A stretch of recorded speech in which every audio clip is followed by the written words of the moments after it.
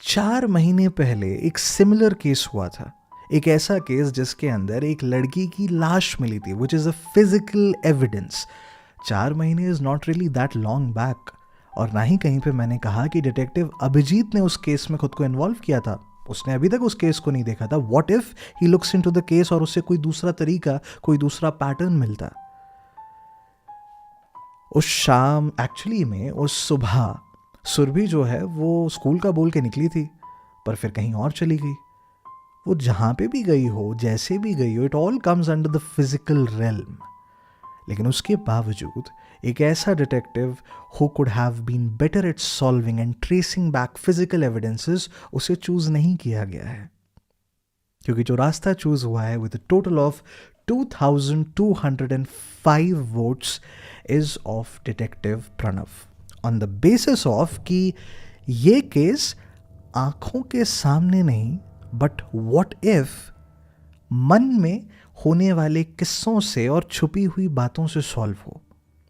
अब खैर ये डिसीजन सही था या गलत, ये वक्त बताएगा। लेकिन फिर क्या हुआ ये मैं आपको बताता हूँ। हेलो जी, मेरा नाम है Justin Joseph and you are listening to the very first story of हमारी इस नई सीरीज, जो कि एक कहानियों का खेल है, कहानी नहीं। इस सीरीज का नाम है फिर क्या हुआ, and you are listening to the second episode of our new story, a midnight text. Commissioner साहब जो हैं वो इस केस को ऑफिशियली प्रणव के हाथों में सौंप देते हैं। एंड प्रणव जो कि कहीं और ऑलरेडी इन्वॉल्व होता है, वो विद इन 8 आवर्स इस केस को चार्ज में लेता है। First thing that he does is वो तुरंत के तुरंत सुरभि के घर पहुंचता है और वहाँ पे जाके उसके पेरेंट्स के साथ कुछ बेसिक इन्वेस्टिगेशन सवाल पूछता है। जैसे कि सबसे पहला सवाल होता है, भाई कोई बॉयफ्रेंड था, जिस पर उसके पेरेंट्स जो हैं वो क्लियर मना कर देते हैं कि नहीं ऐसा तो नहीं। बट कभी कभी होता है ना, जैसे कि बच्चे जो होते हैं वो छुपाने की कोशिश करते हैं, लेकिन आप भाप लेते हैं कि किसी के साथ थोड़ी ज़्यादा बात हो रही, कभी ऐसा आपको कुछ। लेकिन इस बात पे भी जो पेरेंट्स हैं वो साफ मना कर देते हैं कि ऐसा कुछ तो कभी उनके सामने तो खैर नहीं। ओके, दूसरा सवाल आता है कि क्या किसी तरह की कोई रिसेंट लड़ाई वड़ाई हुई घर में। होता है ना, घरों में कभी कभी माहौल ख़राब हो जाता है तो बच्चे जो हैं वो गुस्से में निकल के चले आते हैं, समथिंग लाइक दैट। लेकिन इस पर रिप्लाई आता है कि जनरली जैसे मतलब घरों में एक नॉर्मल सी लड़ाई वड़ाई कभी हो गई, कभी खुश रह लिए, मतलब it was like a very normal family. ठीक है। वैसे ये जैसे स्कूल गई आप लोगों ने, ये स्कूल अक्सर जाया कैसे करती थी, मतलब क्या आप लोग ड्रॉप करते थे? नहीं नहीं, वो हम लोगों का ड्राइवर हैं तो वो ड्रॉप कर देते थे, या फिर कभी कभी क्या होता था वही गाड़ी लेके चली आती थी। तो like she is been driving since some time. Driving, she is a 12th standard student. वो उसकी एज कितनी है? लेकिन जैसे ही वो सवाल पूछते हैं तो जो पेरेंट्स होते हैं वो एकदम से एम्बैरस हो जाते हैं, बिकॉज वो 2 मिनट के लिए भूल जाते हैं कि वो एक पुलिस ऑफिसर के सामने ये बोल रहे हैं कि हमारी लड़की जो है वो तो 16-17 साल की उम्र से गाड़ी लेकर के स्कूल जा रही है, नॉट इवन अ स्कूटी और something, she is driving a proper car. वो ऐसे देखता है, भैया यार क्या बोलें यहाँ पे। लेकिन फिर खैर, this is not of anything important.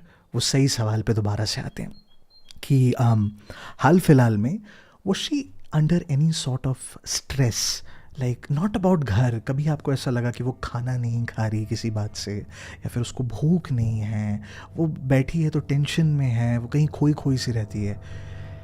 जवाब नहीं आता है। Detective Pranav was trying to just grab something कि लाइक जिस दिन वो सुबह बोलकर निकली, क्या उसके एक दिन पहले कुछ अनयूजुअल हुआ किसी तरह की? आप absolutely nothing.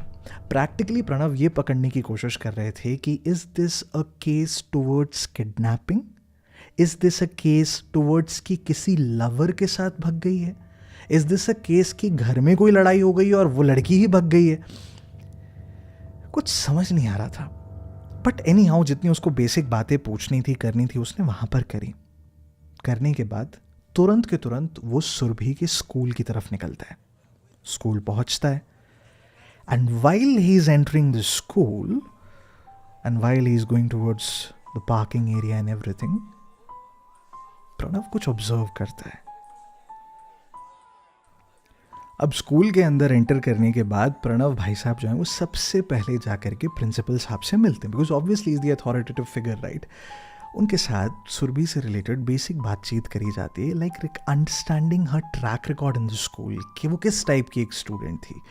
And the principal had next to nothing to contribute to the conversation because according to principal साहब she was like just any other kid. मतलब उसकी नॉर्मल बातें करना, कभी कभी थोड़ी सी मस्ती मजाक कर लेना, टीचर्स के बीच में कभी लड़ाई और कभी वेरी नॉर्मल जो हर बच्चा कर रहा होता है. हाँ, वो कुछ टाइम पहले ये लोग बंक वंक में कुछ पकड़ाए गए थे, but is nothing unusual because हर बच्चे जो होते हैं वो कभी ना कभी ऐसे करते हैं. और 12th स्टैंडर्ड के बच्चे हैं तो मतलब जब ये बंक की बात सुनते हैं और बंक दोस्तों के साथ किया था पता चलता है, तो प्रणव का थोड़ा सा दिमाग चलता है कि there was a mention of these friends घर पे भी, केस फाइल में भी, यहाँ पे भी, तो वो इन दोस्तों से मिलना चाहता है. प्रणव जो है वो प्रिंसिपल साहब से कहता है to ask the kids to come. बच्चे जब पहुँचते हैं तो प्रिंसिपल साहब के सामने थोड़ी बहुत कॉन्वर्जेसन होती है, लेकिन उस कॉन्वर्जेसन में प्रणव समझ जाता है कि बच्चों को अलग से ले जाके बात करना बहुत ज़रूरी है बिकॉज प्रिंसिपल के सामने they were a bit awkward. It's understandable. दूसरे क्लासरूम की तरफ जाते हैं और वहां पे जाकर के they have a conversation. Pranav कई सारी इधर उधर की बातें कर करके माहौल को हल्का करने की कोशिश कर रहा था. क्यों? बिकॉज बच्चे नर्वस थे. उनकी दोस्त 3 दिनों से ऊपर हो चुका था और वो गायब थी. प्रणव इधर उधर की बातें करके बस एक सिग्नल का इंतजार कर रहा होता है. कौन सा सिग्नल? बहुत ईजी है. जब आप किसी के साथ ऐसा इंटरोगेशन वगैरह करते हैं तो टू अंडरस्टैंड कि आपके सामने वाला इंसान आपके साथ कंफर्टेबल है क्या, ये तभी पता चलता है जब वो आपसे किसी तरह का कोई सवाल पूछे. सवाल पूछा जाता है and Riya is the one who asked the question.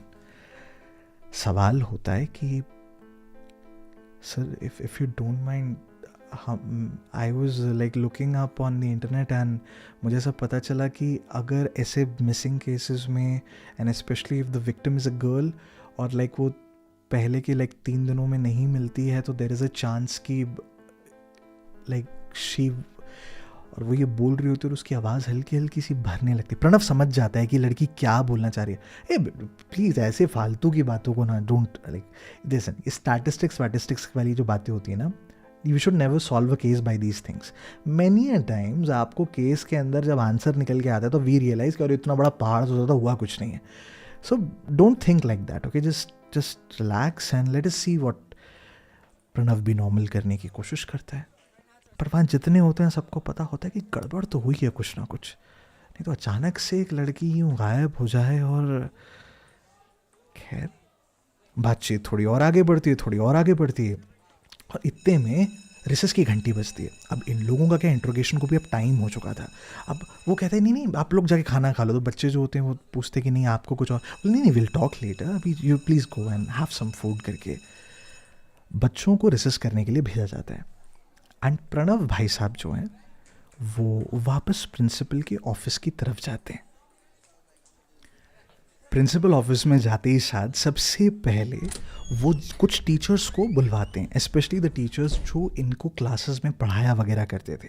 जब सारे टीचर वहाँ पे बैठ करके बातें कर रहे होते हैं और जो प्रिंसिपल भी जिस तरीके से रिस्पॉन्स दे रहे होते हैं, इट वाज वेरी क्लियर सब लोग जितना कम बोल सकते हैं बोलने की कोशिश कर रहे थे. It had nothing probably to do with कि केस में कुछ रिक्वायर्ड है.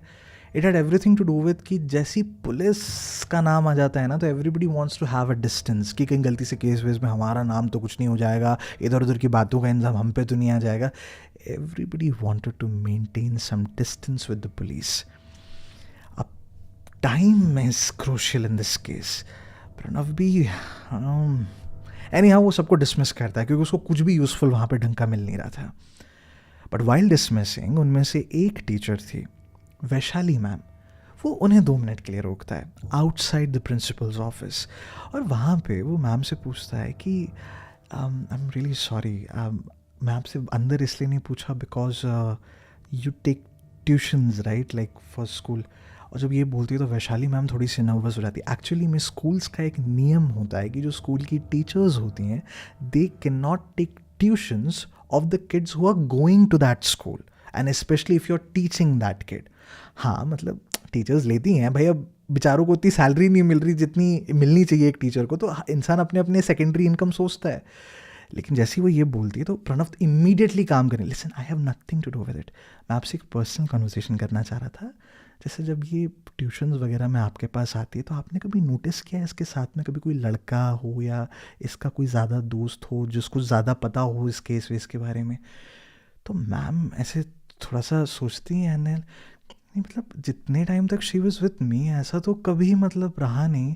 आई mean I never saw any of this guys coming on. वो अपने उससे ही आती थी and she used to like leave. बाकी after my tuitions and all अब वो जहाँ जाती है उस हिसाब से फिर आई डोंट नो.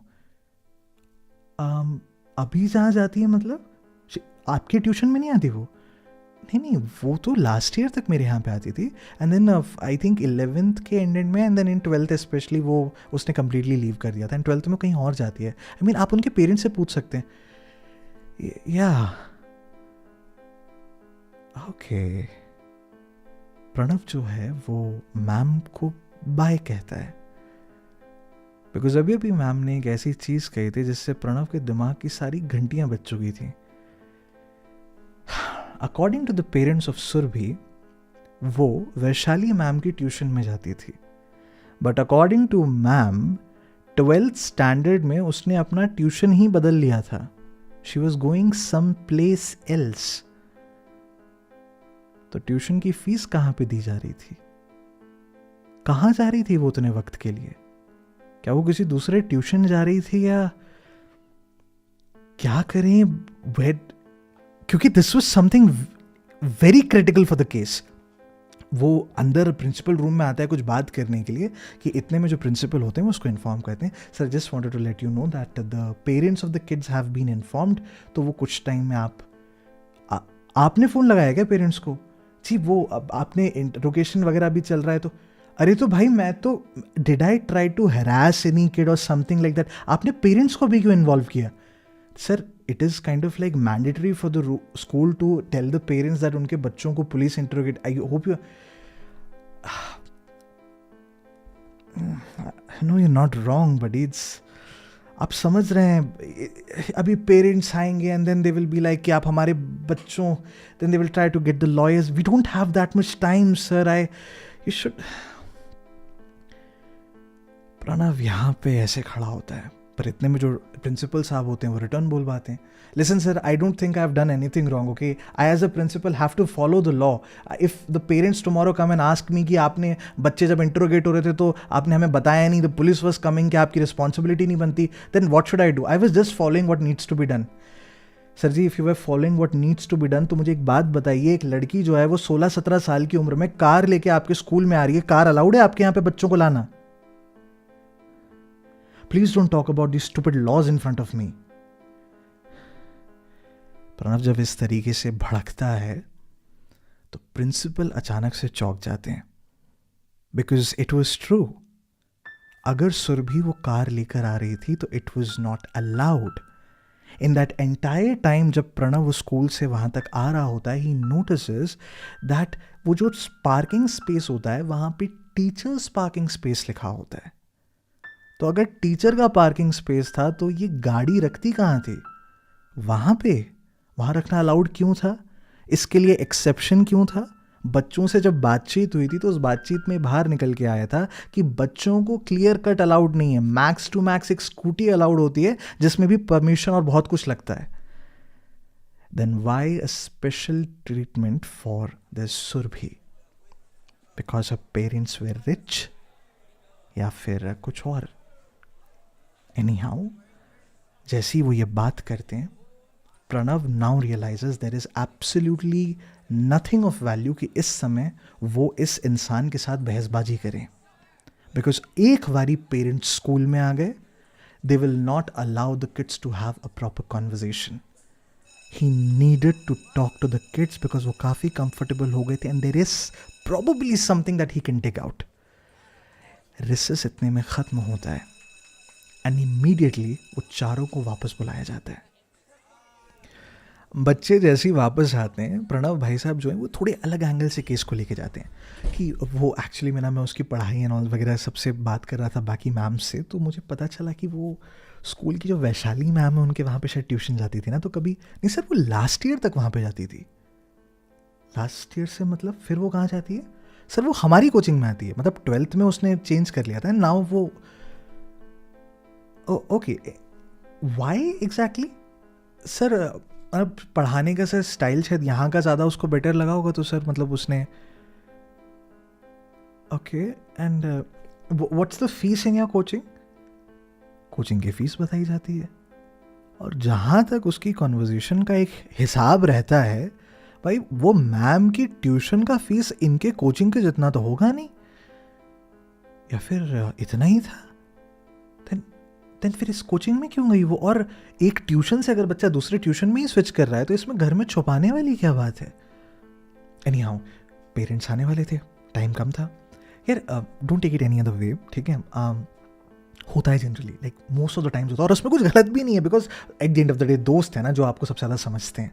तो लाइक जैसे आप लोगों का एक ग्रुप है, तो इसमें लाइक लड़के लड़कियां हैं, generally there is a like a love string happening.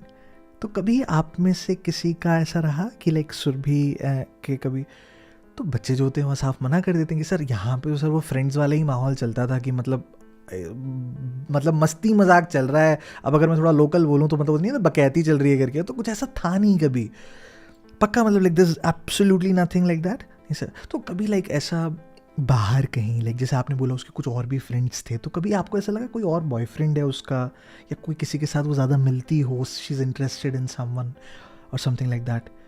बच्चे जो होते हैं वो मना कर देते हैं कि नहीं सर ऐसा तो कुछ नहीं। Okay, understand one thing about this case guys, तुम लोग अगर गांजा भी फूकते हो ना, तो एज ऑफ नाउ मुझे कोई फ़र्क नहीं पड़ता। You are like doing something which is wrong, and तुम लोगों ने कोई बिना लाइसेंस की गाड़ी चला ली, तुम्हारा कोई, I don't care. All I need to know is how to find a missing girl, and we are losing time guys. Please एक चीज़ को समझना, मेरे लिए एज ऑफ नाउ जो इंसान ईमानदारी के साथ जैसा जो जवाब है वो दे रहा है, भले ही वो तुम कुछ भी जा रहे हो, मुझे उससे कोई मतलब नहीं है। लेकिन अगर मुझे ऐसा लगा कि कोई मुझसे झूठ बोल रहा है, I am really sorry, but I hope you do understand that I will be kind of forced to think that you have something to do with this girl missing. And I know ऐसा कुछ भी नहीं है, I know that, it's just that please don't lie to me, because if you lie to me, हो सकता है कि and the moment he says this, बच्चे सडनली एकदम से weirded हो जाते कि नहीं सर हम जो ऐसे ही बता रहे हैं करके वो, लेकिन इतने में उसका फ़ोन बजने लगता है। फ़ोन निकाल के देखता है, कमिश्नर साहब का फ़ोन उठा के, ये सर मैं वो बता ही रहा होता है कि इतने में कमिश्नर साहब उसको इंटरप्ट करते हैं और उसको कुछ बोलते हैं। जहाँ पे वो इस बात को बोलते हैं, तुरंत के तुरंत Pranav understands it's a moment to panic. Why was it a moment to panic? Because Saurabh नाम के एक जनाब कमिश्नर साहब के साथ बैठ के कुछ वार्तालाप कर रहे थे, बातें कर रहे थे। कौन है ये मिस्टर सौरभ? मिस्टर सौरभ एक ऐसे पुलिस डिपार्टमेंट को हेड करते हैं जो मेन पुलिस डिपार्टमेंट से थोड़ा सा हटकर है, and they kind of are specialised in investigations and all. कुल मिला करके mister Saurabh was one of those people जो एक पुलिस इन्वेस्टिगेशन जो होती है उसमें इन लोगों ने जितना ढूंढ लिया, जितना कर लिया, वो सारी की सारी बातें उठा लेते हैं और खुद से जो बचा कुचा केस होता है अगर उसको सॉल्व कर दिया तो सारा का सारा क्रेडिट खुद लेकर के चले जाते हैं। They were like vultures for the police department, लेकिन गवर्नमेंट सैंक्शन थे। एंड एज ऑफ नाउ, क्योंकि वो 4 महीने वाला एक अनसॉल्व्ड केस जैसा एक पैटर्न फॉलो कर रहा था, और ये बातें चूंकि मीडिया में बहुत ज़्यादा अच्छे तरीके से उठने लग गई थी, and now the politicians were starting to getting involve because elections आने वाले थे। हर कोई चाहता था कि इस केस को सॉल्व करने का क्रेडिट उसकी पार्टी की तरफ जाए। चीज़ें इंटेंसिफाई होने लगी, and there was a high chance कि सौरभ इस केस को स्वूप करना चाहता था। एक तरफ सौरभ एक वल्चर की तरह वहां बैठा है, एंड कमिश्नर साहब is immediately calling Pranav to come to the office, because अगर वो वहां पे एक 10-15 मिनट में नहीं पहुंचा, ऑलरेडी वो किसी सीनियर के साथ कांटेक्ट में है, किसी फलाना फलाना पॉलिटिशियन मंत्री को फोन लगाया जा चुका है। If Pranav reaches over there, the case can be saved. Case police department के अंदर रह सकता है। Otherwise, there is a 90 to 95% chance that they will lose the case completely. उसके बाद इनका डिपार्टमेंट कुछ नहीं कर सकता. और दूसरी तरफ प्रणव जब वो अपनी आखिरी लाइन उन बच्चों को बता रहा होता है ना, तो उन बच्चों में 2 की तरफ देखकर बोलता है कि झूठ मत बोलना. रिया और अब्बास. क्यों? वो क्यों का अगर जवाब चाहिए तो he has to deny the order of Commissioner साहब to immediately go to the police station और उसे स्कूल में रुक कर जो बात गले तक आन पड़ी है उसको निकालना ज़रूरी है, क्योंकि within a few minutes parents will reach, और एक बारी पेरेंट्स स्कूल में आ गए then there is a 90 to 95% chance कि बच्चे कुछ नहीं बोलेंगे. Ladies and gentlemen, dear listeners and dear members of the JT8 family, ये एपिसोड, अरे हट जा भाई, ये एपिसोड जो है वो यहाँ पर रोका जाता है और आपके सामने 2 रास्ते कुछ इस तरह से हैं. पहला रास्ता, प्रणव जो है वो इमीडिएटली पुलिस स्टेशन जाएगा to save this case, and more than saving the case, commissioner साहब का डायरेक्ट ऑर्डर है, if he denies it the repercussions are getting from every angle. वो अगर वहां नहीं पहुंचता, there is a very very very good chance that the case is lost. Saurabh नाम के जो ये जनाब आए थे, he will take away the case. पहला रास्ता. दूसरा रास्ता, प्रणव कमिश्नर का ऑर्डर डिनाई करके 10 मिनट में नहीं पहुंचेगा पर जल्दी नहीं पहुंच पाएगा, and by that time there is a 90-95% chance कि वो केस उनके हाथ से गया. But he stage in the school, एंड वो बात जो उसके हिसाब से अब्बास और रिया के चेहरे पर थी, कुछ चोरी थी जो वो छुपा रहे थे, वो उस बात को बाहर निकालना चाहता था. He stage in the school and he digs it out. क्या लगता है कौन से रास्ते से इस कहानी को आगे बढ़ाना चाहिए? दोनों रास्ते आप लोगों के सामने हैं. नीचे जो कमेंट सेक्शन होगा ना, उसमें पिंड मिलेंगे, और अगर यूट्यूब का कमेंट सेक्शन आप देख रहे हो तो उसमें मैंने अपनी तरफ से, मेरे ऑफिशियल अकाउंट की तरफ से 2 कमेंट्स डाले हुए हैं. उसको मैंने हार्ट भी करके रखा है, तो कमेंट्स में थोड़ा स्क्रॉल करोगे तो आपको मिल जाएगा. अपना रास्ता चुनिए, क्योंकि आपके 48 आवर्स यहां पे शुरू होते हैं. एपिसोड नंबर 3 की कीमत तय कर दी गई है. एज ऑफ नाउ हमारा जो ट्रेलर वीडियो है अब मिडनाइट टेक्स्ट का, यानी ये वाला video, we are at 125,000 views at the time of this recording, और target for episode number 3 is 175K views. अगर आप उन दिलदार लोगों में से हो जिसके कारण हम ये टारगेट्स अचीव कर पाते हैं, जिनके कारण मैं इस करियर को बना पाता हूँ, तो प्लीज़ अपने स्टोरीज़ में मुझे मेंशन कर देना, because I would really love to take a screenshot and add it in the collage video, because that's my way of saying thank you. अगर टारगेट कंप्लीट हो जाता है, the votings closes in the next 48 hours, और उसके 48 hours में आपका अगला episode हाजिर कर दिया जाएगा एग्जैक्टली वैसे ही जैसे ये वाला एपिसोड आपको बताए हुए वक्त में हम लोग लेकर आ गए. कहानी आगे बढ़ेगी जनाब, मैं सुनाने भी आऊँगा. सवाल सिर्फ इतना सा है, आप सुनने आएंगे?